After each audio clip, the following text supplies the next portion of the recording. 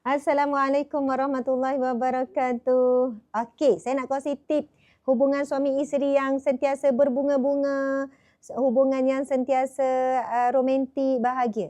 3S. 3S. 3S. S pertama, sentuhan. Kena banyak sentuhan. Zaman sekarang ni main phone, suami isteri duduk atas satu katil pun main phone. Sentuhan ni boleh jadi dalam bentuk pimpin tangan, sentuh bahu, walaupun bukan sentuh kulit.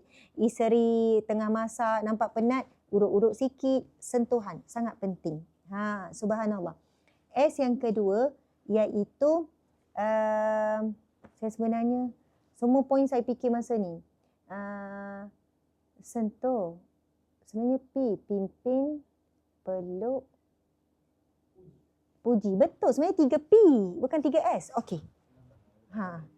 Tapi best dah tadi tu kan? Tak apa. Tak apalah. Okey.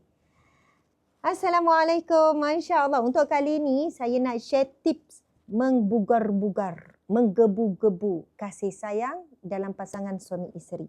Supaya hubungan tu sentiasa macam harmoni, bahagia, gembira, romantik. Macam itulah. Iaitu dengan amalan 3P. 3P. P yang pertama, pimpin. Wahai para suami sekalian, semua perempuan suka sangat kalau suami dia pimpin tangan dia. Jawab, siapa yang malas pimpin tangan isteri, rasa rimas lah, rasa berpeluh lah. Sebenarnya kalau pergi berjalan tu, contoh di mall lah, kalau suami pimpin tangan isteri tu berbunga-bunga, bangganya suami aku pimpin tangan.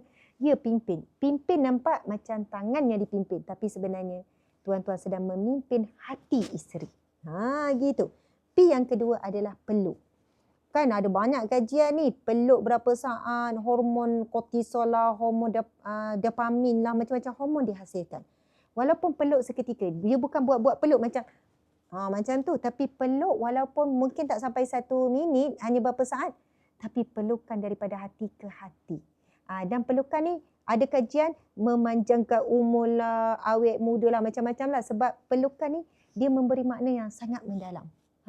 Jadi contoh waktu kita peluk, bukan peluk yang sensor ni ya, ni peluk macam peluk sayang, peluk hormat.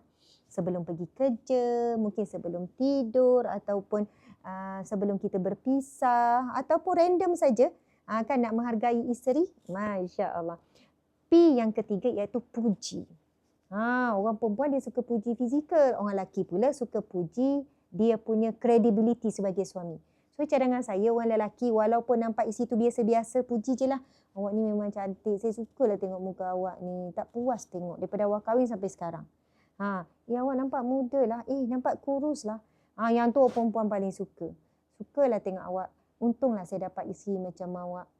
Sejuk hati. Apa-apa sajalah, terserah pada tuan-tuan. Satu hari mesti ada 3P ni.